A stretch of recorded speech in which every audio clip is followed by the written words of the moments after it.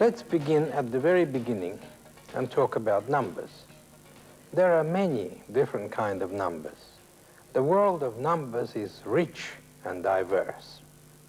We have, for example, natural numbers, prime numbers, rational numbers, irrational numbers, and these collectively we call real numbers. We have more unusual type of numbers like Pythagorean numbers, perfect numbers, Fibonacci's numbers, and the list of different kinds of numbers goes on. In order to distinguish between different kinds of numbers, we need to very clearly and precisely define them so that we can understand their properties. Historically, the oldest numbers that are in use are the natural numbers. The natural numbers are the counting numbers. They are positive integers, or if you like, whole positive numbers, and they were used for counting in a natural way. For example, 1 horse, 2 horses, 3 horses, 1 apple, 2 apples, and so on. We can describe natural numbers using a modern set notation, and we write them like this. Natural numbers is equal to a set which begins with 0, the first natural numbers, and 1, 2, 3, and all the positive integers, or if you like, the whole numbers. And this set goes on and on forever, and this is a simple and concise way of representing natural numbers or counting numbers, if you like.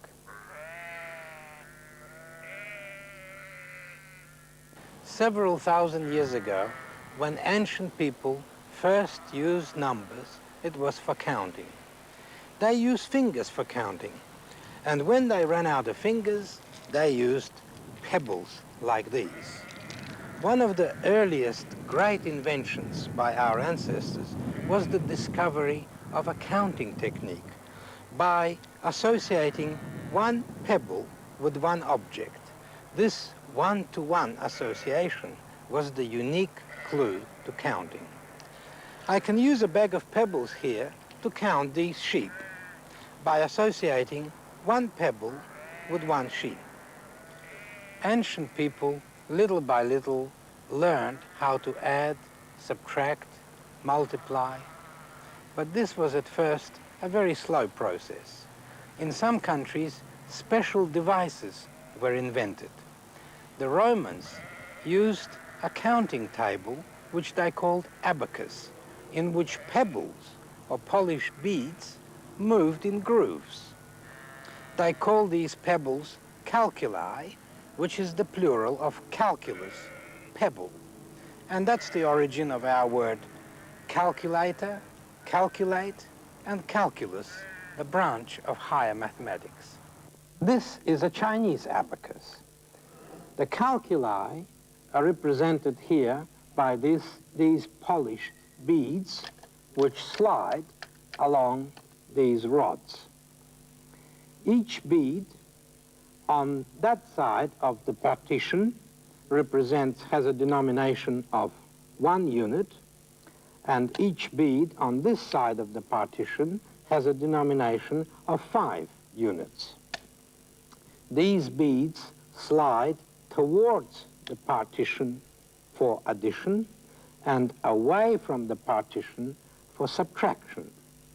For example, number 8 is represented like this: 5 and 3, 8. Now, if we want to represent, say, a number 28, and we choose this rod to represent tens, then we have 2 tens, 28, like so. If we want to represent, say, 13, we do it like this: 1 in the tens and 3 in the units, and that gives us 13. Let's have a look at an operation, say addition. 28 add 13. We do it like this: 28 add 13.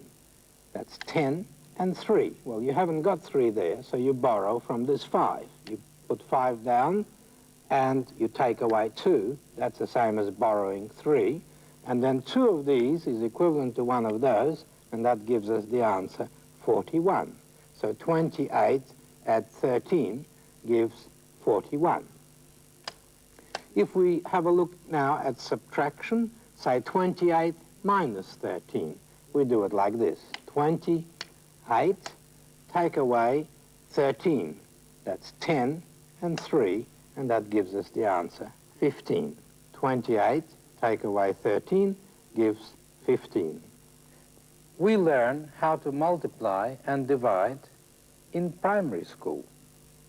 We say 2 times 3 equals 6. Simple, trivial.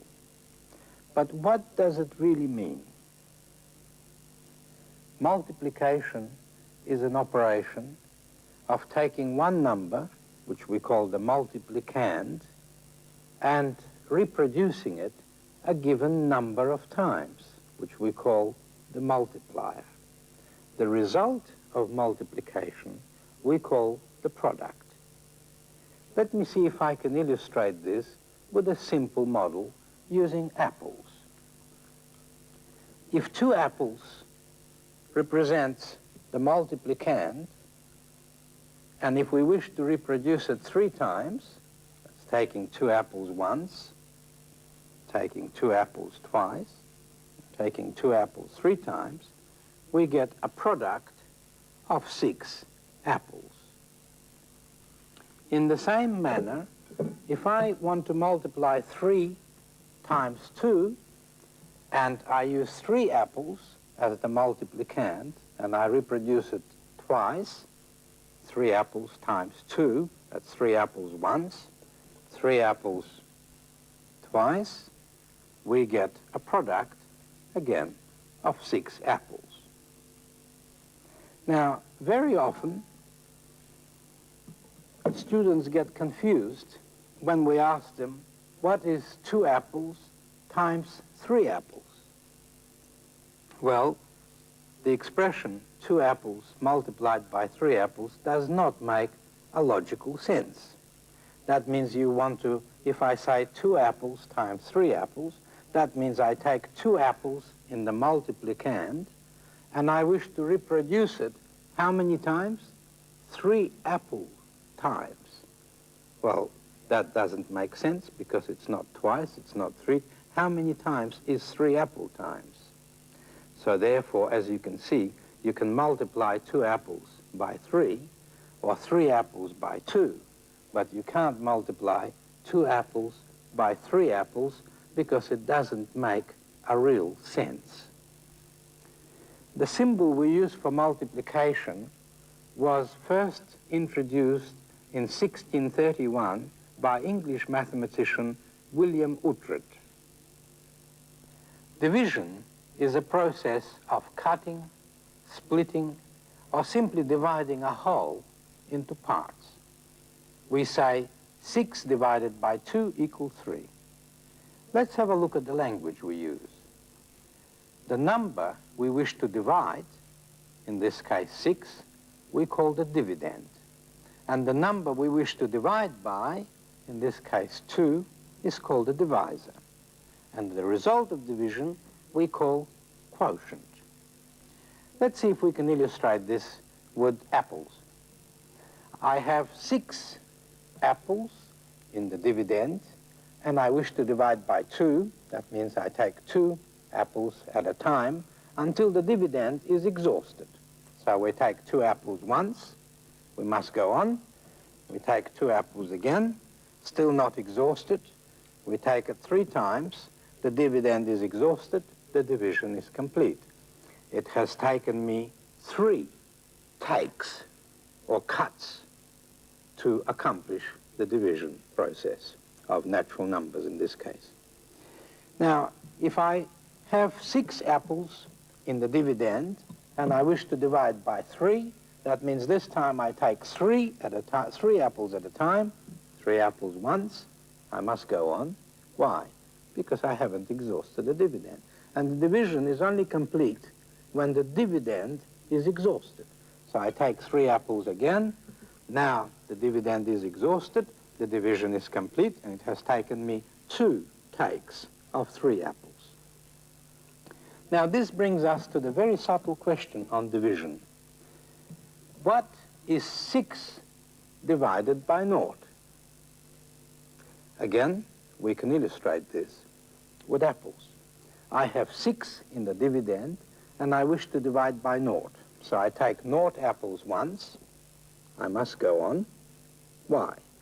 Because to divide means to exhaust the dividend. So I take 0 again, and again, and again, and you can see that it'll take forever to try and exhaust the dividend. This means that 6 divided by 0 is greater than 1,000, and that's a symbol we use to indicate greater than. In fact, 6 divided by 0 is greater than 1,000,000, 10 to the power of 6. Or if you like, 6 divided by 0 is greater than 10 to the power of 100. Now that's a very, very large number. I think it's fairly clear that 6 divided by 0 is greater than any large number that you can think of.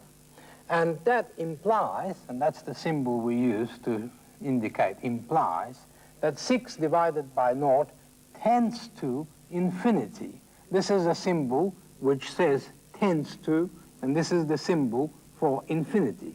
So 6 divided by 0 tends to infinity. That means that 6 divided by 0 is undefined. That is, it cannot be defined, because whatever number you can think of, 6 divided by 0 is greater than that. In fact, any number divided by 0 is undefined. And this brings us to the first commandment of mathematics, which states, "Thou shalt not divide by 0."